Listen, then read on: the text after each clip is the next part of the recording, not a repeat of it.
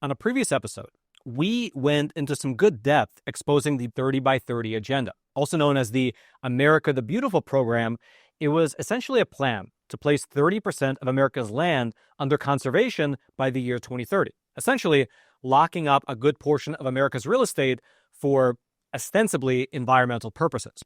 And one avenue through which they were attempting to do this was to have the SEC, the Securities and Exchange Commission, create an entirely new class of assets called natural asset companies. This one move would have created a new class of company that would then allow investors to purchase the rights to millions of acres of public federal lands, as well as private lands under easement contracts.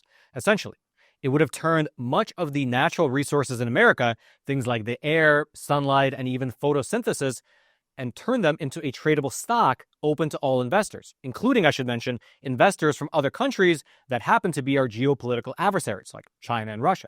Furthermore, the creation of these natural asset companies, it would have effectively locked up these lands, making it illegal for any entity to conduct any type of financially motivated activity on those lands. Things like mining, drilling, farming, ranching, grazing, hunting, fishing, harvesting timber, and so on. It would essentially take American land out of useful economic production.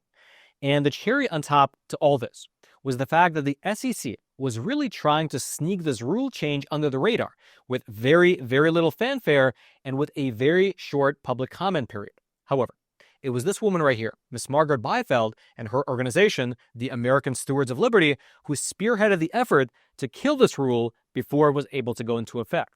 But despite this SEC rule getting canned, the idea of locking up American land and turning things like photosynthesis into a tradable commodity has only just morphed, with natural capital accounts now being created in order to quantify nature's value and list those values as new assets of the federal government on the balance sheet. And we had a chance to sit down and speak with Margaret about what all this actually means for the average American citizen, as well as her efforts to fight back against what she refers to as encroachments on our personal liberty. And so smash those like and subscribe buttons and take a listen. Margaret, thank you so much for joining us. My pleasure. So let's start just at the very beginning. Let's set the stage for the audience. Can you explain exactly what a natural asset company is? So a natural asset company is something that the private sector created, particularly the New York Stock Exchange and a group called Intrinsic Exchange Group. And they're trying to create a way to basically take the assets that are protected, such as what we've talked about before, the assets created through the 30 by 30 program, where they permanently protect them and eliminate the human use of those lands. They created a way for those assets to then be enrolled in a private investment account for the same people who are pushing the 30 by 30 agenda could profit off of those protected assets. But the natural asset companies also did something very unique. They sought to monetize things that should not be property, that nobody has a right to own, things like pollination, photosynthesis, the health benefits of people when they're in open space. So these are all things that have never really been considered property because they really don't meet the definition. Good way to understand property is it's something that you can exclude others from and you can contain. So land, water, even copyrights, like on book material that you write. Tomatoes. Exactly. Okay. Yes. And so, but these are things that everybody needs, and you can't exclude people from having it. Mm-hmm. And so, it's a very deceptive agenda to try to monetize those assets on people's land. And then also, in doing so, they're also claiming ownership of those assets. And so it's a way to control both the federal property and the private property. And that's why it was such a dangerous proposal. Okay, so in what you described, I just want to sort of make it clear. So let's say I own a company and my company purchases farmland.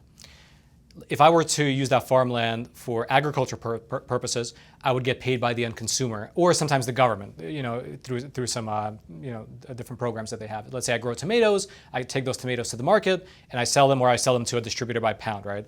Let's say now I'm a natural asset company, I buy a plot of land.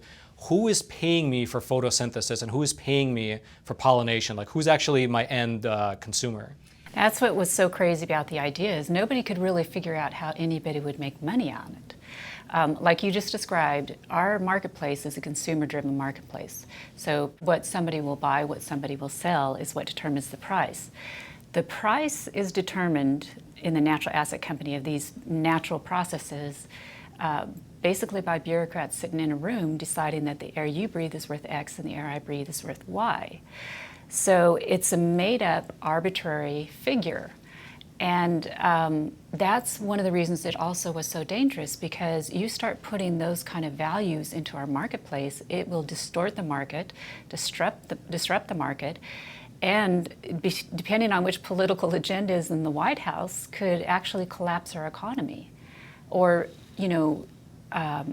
play with the economy, because it's not consumer driven.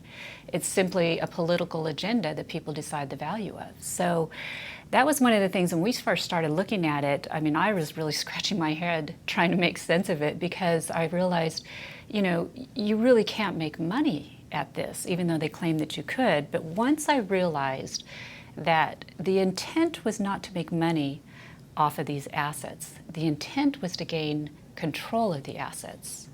And so think about who was behind this agenda. The Rockefeller Foundation was the primary funder that started the Intrinsic Exchange Group.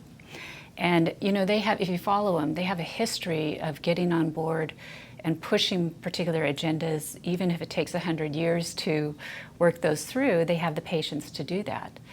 The people who would be investing in these are not the people that would need an immediate return from the investment. So they could hold the assets until the sustainability requirements and program, which is what you had to do, all the assets in a natural asset company had to be managed for their sustainability. So sustainability lowers production. Over time, it just lowers production. So the working landowner eventually isn't going to be able to profit from his working operation anymore, and they'll have to sell. And of course, the same people holding the natural asset companies are then available to purchase the actual land in that scenario. So when you really think about how this could have played out, I don't think it was about making money from the people who were going to invest in this. I think it was absolutely about getting control of the assets. All right, just to pause here for a super quick moment. Listen, it's obvious that the financial system is not looking too great. After being pumped up with trillions of virtually free government dollars for many, many years now, well, the stock bubble might actually burst in the near future. And in that process, unfortunately, it could take away the nest egg of anyone who happens to be exposed to it. And so consider taking this opportunity to diversify into something which is beyond the grasp of Washington, D.C. and Wall Street, physical gold and silver. And the best company to use, in my opinion, is the sponsor of today's episode, American Hartford Gold, who, I should mention, is also my own personal gold and silver bullion dealer. And besides myself, they have thousands of 5-star reviews from other Americans, and they also have an A+ rating with the Better Business Bureau. And working with them is rather simple. They have a huge selection of coins, bars, and rounds to choose from. They have super friendly staff who you can call, and they can set up either gold delivery directly to your doorstep, or they can even set you up in a gold IRA. And then lastly, best of all, if you tell them the Roman sent you, they will throw in a free gold coin with your first qualifying purchase. So give them a call. The number is 866-242-2352. That's 866-242-2352. Or you can simply text Roman to 65532. I'll also throw a link to their webpage. It'll be down there in the description box below. Basically, it was just an asset class that was proposed, and I guess all the details would have been needed to be filled in, right? Because I guess I still don't understand. It sounds like maybe you don't understand either, where it was like, would these companies purchase the land and hope that whatever the valuation is over time would increase and just hold on to it, hoping to sell it for a later time for more money? Or was it like a subsidy type of program where the government would actually give them cash flow? Do you know? No, what it would be, so land could be enrolled in it. So for instance, the Security Exchange Commission rule, when that rule came out, that would have authorized these natural asset companies, it revealed a lot. It told us exactly what these were going to look like. So things like Exhibit 3 of the rules said that our national parks could be enrolled in these natural asset companies. So now we have the federal government enrolling the land and the ecosystem services, which is what they call these natural processes, pollination, photosynthesis, could be enrolled in the natural asset company. So yes, land could be enrolled, but also things like the conservation easements on private property. That conservation easement is a separate right, the development right. That could be enrolled in a natural asset company with or without the landowner's consent. So it didn't have to be the land. Somebody could actually just enroll the environmental services, ecosystem services, these natural processes, into the natural asset company without actually enrolling the land. So it was kind of a combination of all these things. But ultimately, the intent was to get control of those assets. Right. So it sounds like to me it would have just opened up a whole new marketplace, sort of like mortgage-backed securities, where it's like you don't own the house, you don't even own the mortgage, you own the debt on that mortgage. So it would be like several steps removed. So the natural asset company wouldn't even own the land; they might just own the easement on that land while it's still being farmed by someone else. Yeah, and the real dangerous part is that they were claiming ownership of these natural processes, which have never been monetized before. So that's like, just creating a new property right out of thin air and saying, and we own it now on your private property. Right. So, I mean, that's what was pretty dangerous. But there are a couple of other things about the rule that I think were really kind of startling. Number one, so we know that they could enroll our federal lands, our national parks, Yellowstone, Yosemite, Big Bend. All of our national parks could be enrolled in these natural asset companies. But then the rule gave management authority to the investors over all the assets that were enrolled in the natural asset company. So now you had to ask, who is managing our national parks once they're enrolled? Was there any exclusion for foreign actors to purchase into it? No? So China could, in theory, just splurge and lock up a lot of U.S. land for, let's say, like against mineral production or something. Yes, and that was another key point of this. Exhibit 5 explicitly invited foreign investors to invest in these. And so you're exactly right. I mean, our enemies, China sovereign wealth funds, could have invested in these NACs and basically got control of our natural resources. And one of the people that we worked with on this to get this stopped, he said this is the equivalent of China being able to take over our country without a fight. And he was spot on. It's also one of the reasons why Chairman Green of Homeland Security and Representative Hagman of Wyoming, they filed a bill immediately after this was killed to stop any NACs in the future, anything that looked like a NAC, walked like a NAC, talked like a NAC, and that bill is pending in Congress. But that's something that is really, really important that the members really work to get passed. So that kind of leads to the next point, which is the pushback that this SEC rule received, because you raised a lot of alarm, and I think you actually led the charge. I mean, even the New York Times in that article in February sort of recognized the American Stewards of Liberty as being like on the forefront of pushing back. But let me ask you this: so there was a very interesting sort of a timeline that happened, which is that on the same day that state financial officers, so there was many letters that were coming into the SEC. You had letters from senators, from congressmen, like you mentioned, from AGs, attorneys general, but you also had the state financial officers of many Republican states issue letters against the SEC. And on the same day that the state financial officers wrote their letter and sent it out, the Department of the Interior announced the Landsat 2030 International Partnership Initiative. Can you explain to the audience what that is? Yes, so there's the Landsat, there's also the Atlas that has been put together, which is, the Biden administration has been very, very focused on collecting data. So you can go all the way back to the first farm survey in the Biden administration. So every farmer that is involved in any of the federal programs has to fill out a survey basically saying how they utilize that money and kind of what they produce on their land. And in the past, it's been a very short survey, not invasive, just good intelligence for the government to have on crop production primarily. Well, since the Biden administration took over, they have been requiring very in-depth farm surveys, actually asking for a lot of sensitive financial information. And the first one that went out, the farmers were going, wait a minute, why do you need all this information? So they've been in the process of data collection for the last 3.5 years.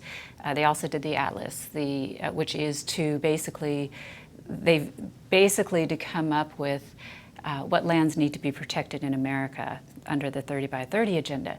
However, there's already a program that does that, which is the U.S. gap analysis, which has been going on for over 30 years. And so, but this just has allowed them to go deeper and collect more data. And so this is where they're collecting data on things like pollination coming off of the land, photosynthesis. So they've been collecting data to have the ability to now monetize those natural processes.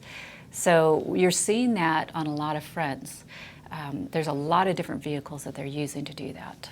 So would it be something like, let's say I own, let's say 150 acres somewhere in upstate New York, and there's a certain, level of bee population, naturally occurring on my acreage. So I guess you can say I have a certain pollination number associated with me.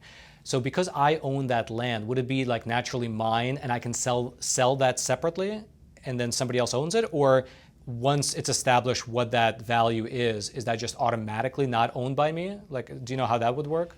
So that gets really tricky. And under the natural asset companies, whoever claimed ownership of those and enrolled them in the natural asset companies, those investors would own that. Even if the land is mine? Yeah. Yeah, and we're watching something else, and it might be that is actually the tandem issue with this that kind of explains it a little bit better, and that's the natural capital accounts. Mm-hmm. And so at the same time that the private side was creating the natural asset companies to privately profit and gain control of the assets, at the same time the White House had issued a strategy, a national strategy, to create a new line item on the federal balance sheet called natural capital accounts. And this account would contain the value of all these natural processes. So, and when that first came out, we were trying to get our arms around why are they doing this? Well, it's actually pretty simple to understand. They need more collateral with our skyrocketing debt. So it's like making up assets, claiming them as U.S. wealth. In the executive summary of this national strategy, they come out and say when the government protects things like coral reefs, or in the farming community, there's a lot of federal conservation programs that help landowners with soil conservation and range improvements and different things that help them to make better use of their land, which in the past has always been for the purpose of agriculture production. But under the Biden-Harris administration, that's all been moving towards mitigating climate change and controlling agriculture, which gets back to no farmers, no food, where they've been using those as that vehicle in order to control agriculture production and consolidate it. So the natural capital accounts, what they're saying in this document is that when the federal government invests in things like these conservation programs on private property, that the benefit of those ecosystem services coming off are currently not accounted for on the federal balance sheet. So they're taking the position, because the federal dollar has helped to create those, therefore the value of those, the pollination coming from your bees, needs to go on the federal balance sheet. So, and again, if the federal government is claiming that they own these rights on private property, it's another way to control the private property and the use. Right. It's funny, as you're describing it, I'm sort of thinking like in a certain sense, I sort of agree with them, because if you view, let's say the U.S. as a corporation, and you look at the, well, it's a corporation, $35 trillion in debt, and increasing, by $1 trillion every 100 days. So it's not that great financially at the moment, but you look at the balance sheet and it's like, yeah, we have gold, we have, X amount of GDP production. But then it's true, you do reinvest in a certain, to keep the environment going in a healthy way. So I guess I can sort of almost see that aspect of it. It's like, okay, well, that money is being circulated and it is being in use, and it is sort of an investment for the future. And I guess to put a dollar amount on it isn't the craziest thing. But what I don't understand is if it's being sort of sold as collateral, but what does that exactly mean? Because I can imagine if you have a gold as a line item and it's like, well, if you're in all this debt, then you can use that gold as collateral. But how do you use land and all these things like pollination and photosynthesis? How do you use that as collateral? So, well, let's back up first, because the property that you're talking about, like land and gold, that's real property. Mm-hmm. So those are things that consumers create the value of. We have to remember these natural processes are politically generated. Mm-hmm. So the value of them is arbitrary. So it's not, you can't equate them to other assets. Additionally, if there's a lot of bees and pollination on a piece of property, when that property is sold, that's taken into account. These items like pollination, photosynthesis have always been considered externalities in the marketplace. In other words, they're considered, they just don't have their own separate value because they're not consumer driven. So that it manipulates the marketplace. So there's a couple of reasons why we don't want to see them cross that line because of how it can really distort our economy. We're in a place right now in history where we have historic debt that is having to be refinanced. And if you watch what's happening, people are not buying America's debt right now. And so, like any debt, I mean, you have to have collateral that backs that up. And so you can really kind of watch the increase of America's national debt along with the increase of federal land ownership. So in other words, when the first land withdrawals were made in the West in the late 1800s, we started accumulating debt. We started incorporating more progressive policies, and the government just started gaining more and more power the more land they had. And so, but we're now at a place where we're adding $1 trillion every 100 days. Something has to back that. And so that's where, why one of the reasons for 30 by 30s, get more protected land so that there was collateral to support that, so that whomever is buying America's debt has that assurance that if for some reason the America defaults, our economy collapses or whatever the case may be, they still can go extract the mines in that protected area, extract the minerals, and retain their value for investing in buying America's debt. So, I mean, it's not that complex. It's like our daily lives. You buy a home, you have a mortgage on that home, your home is the collateral. And it's the same concept. So collateral is one reason for it. Another reason is it also gives them another way to control the private property if they own those environmental services. So you've probably been hearing about biodiversity credits, just like carbon credits. We all, in their grand vision, would have a biodiversity credit, and if I use too much pollination, my account goes down. If you don't use enough, maybe yours is going to go up. But ultimately, what's so dangerous about that is that is all manipulated by a social agenda, not by what consumers want to buy. And so it creates incredible instability and just a tool to really manipulate our economy and our government.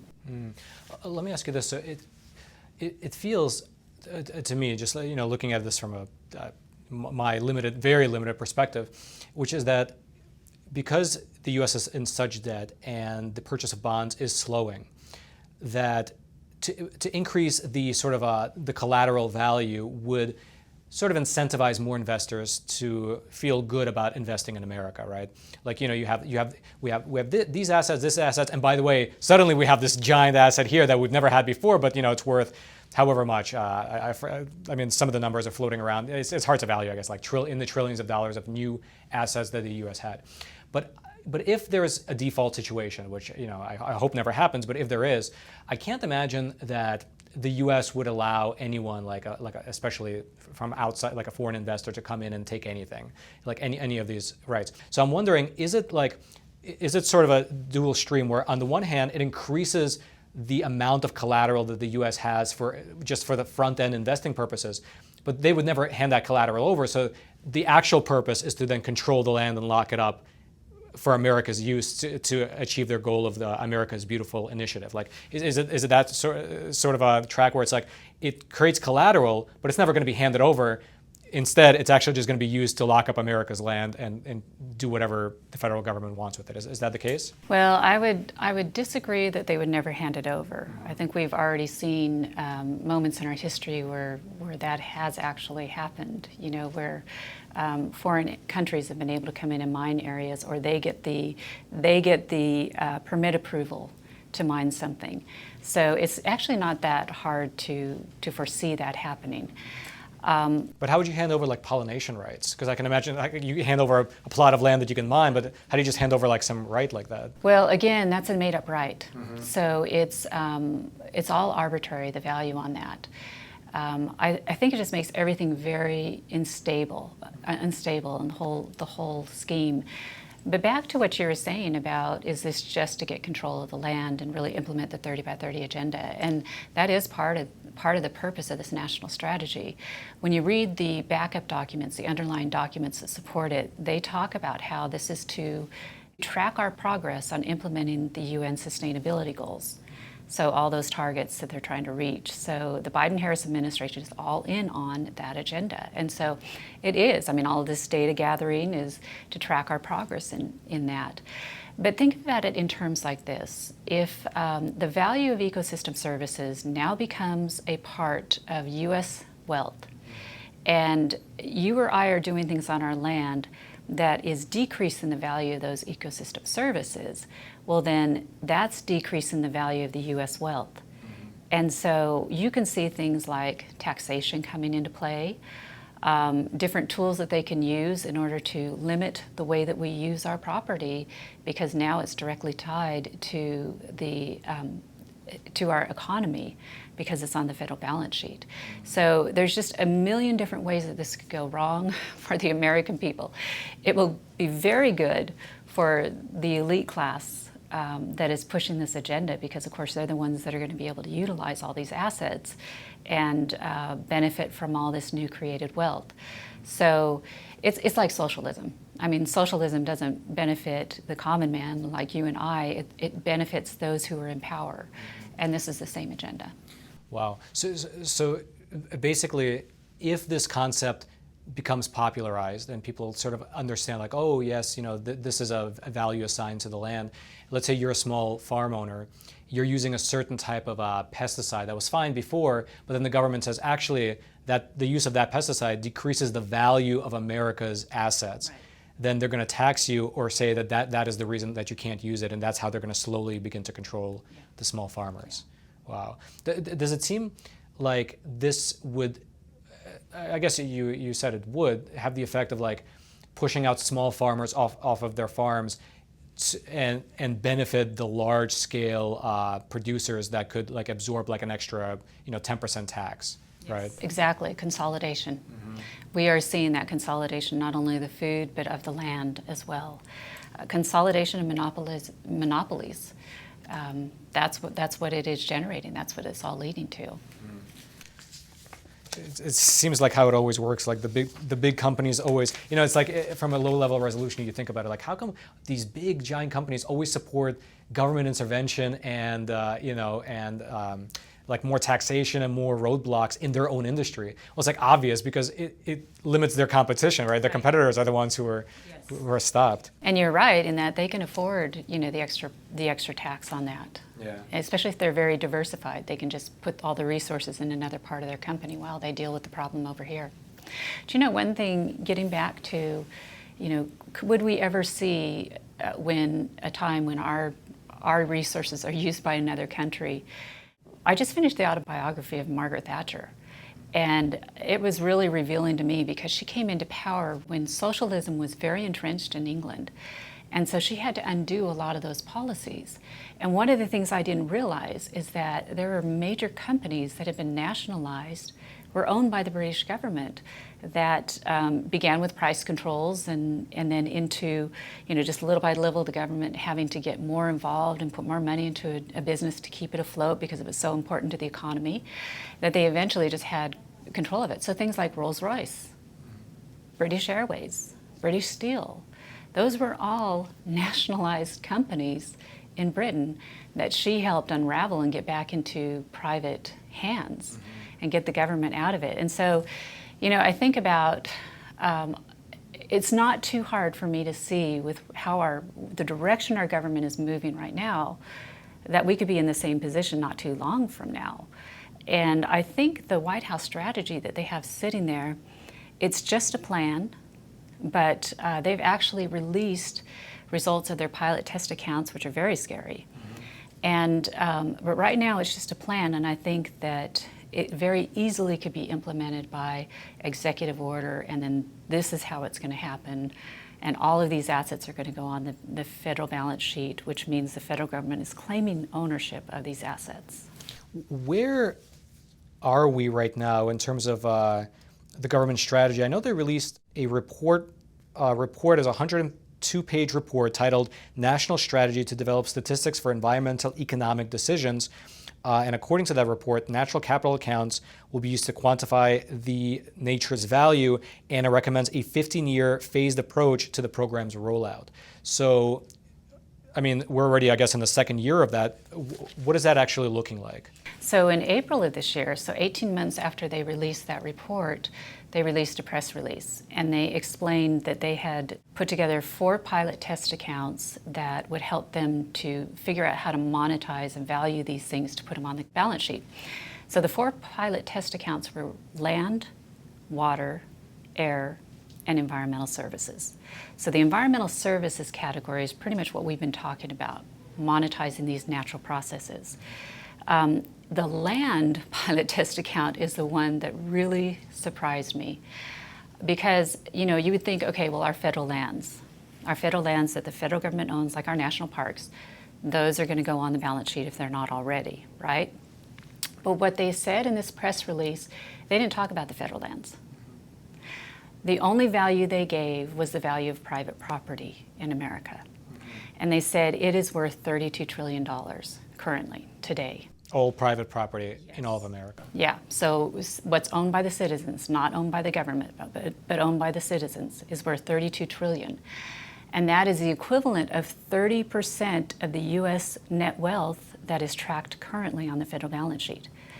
And so they're looking at the private property would increase U.S. wealth if it was added to the federal balance sheet by another 30%, which then, of course, would support a skyrocketing debt. Now, it's interesting because that press release doesn't talk anything about federal land value, only gives the private land value.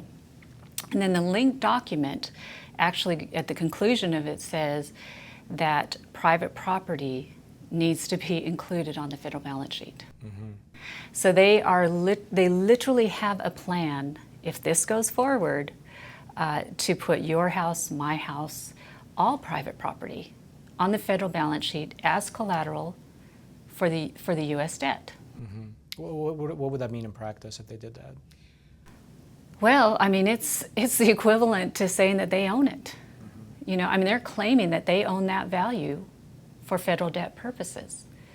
So, that is just a step that I think is way too far for our government to go. We have private property rights protections, constitutionally protected for a reason. You have to remember, America was founded different than other nations. In other nations, the king owns the land.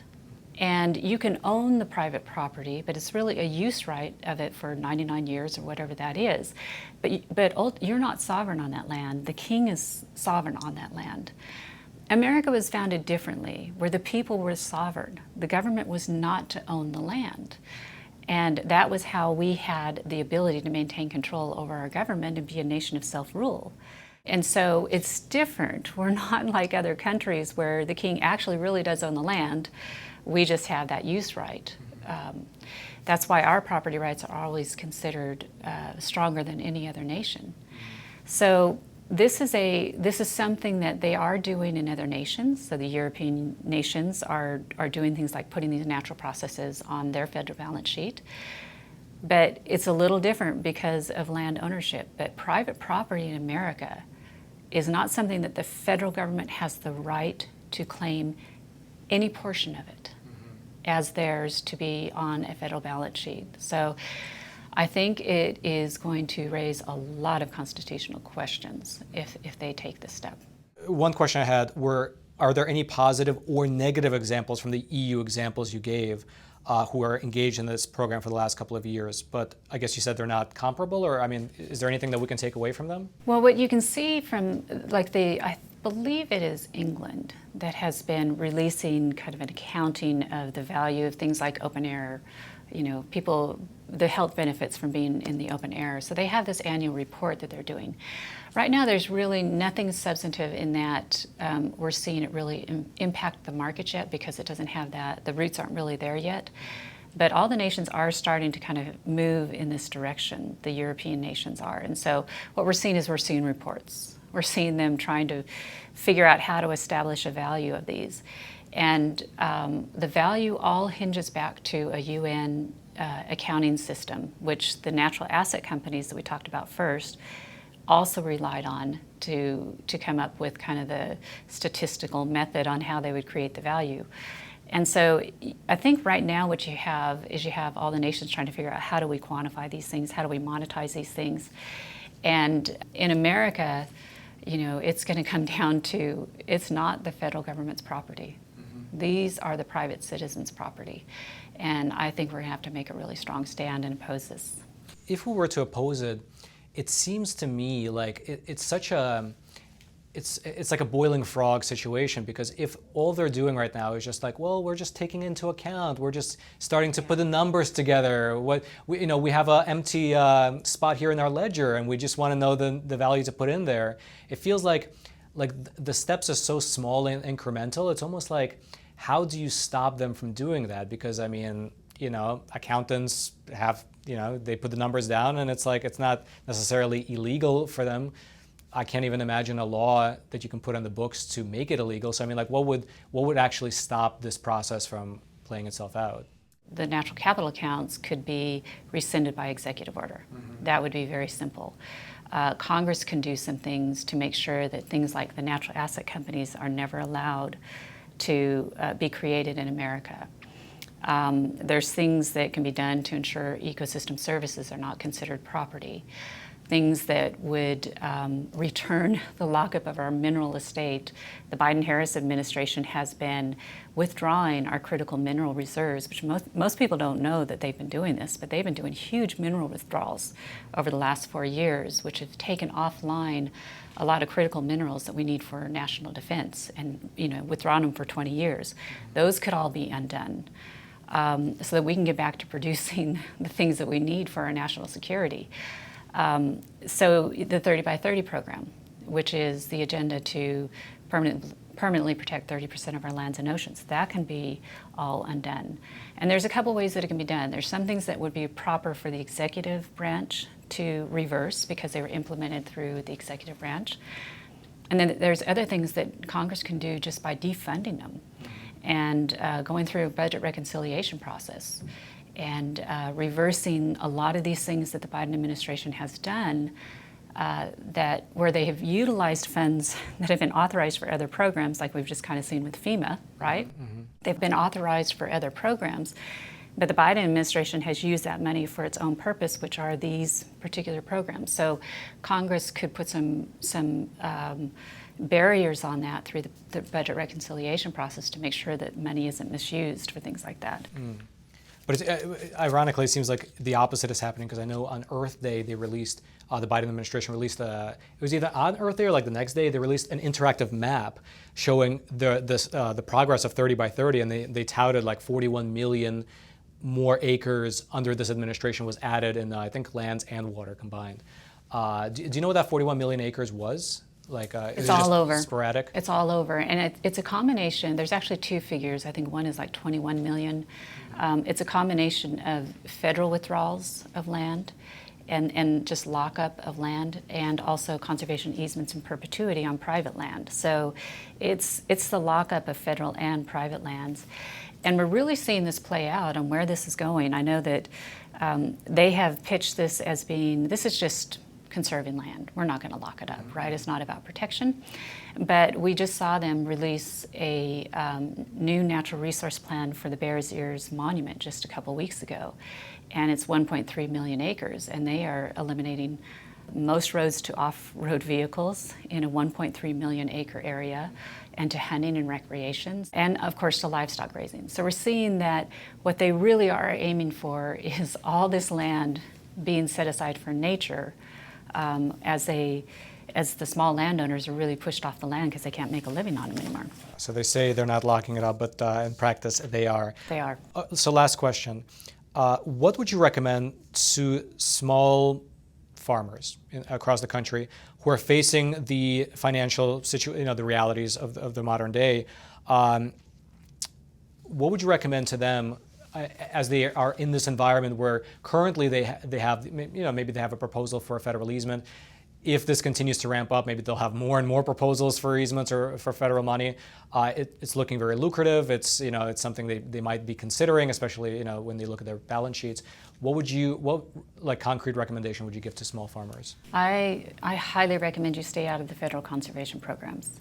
Anytime there's any kind of a federal nexus on your land, it opens this door to things like what we're now talking about, where the federal government can claim ownership of pollination and photosynthesis on your land.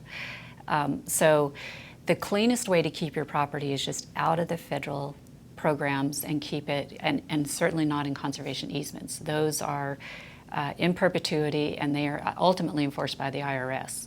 So if you're in any of those programs, then it's not really, you don't have the property rights and control over it like you think you do.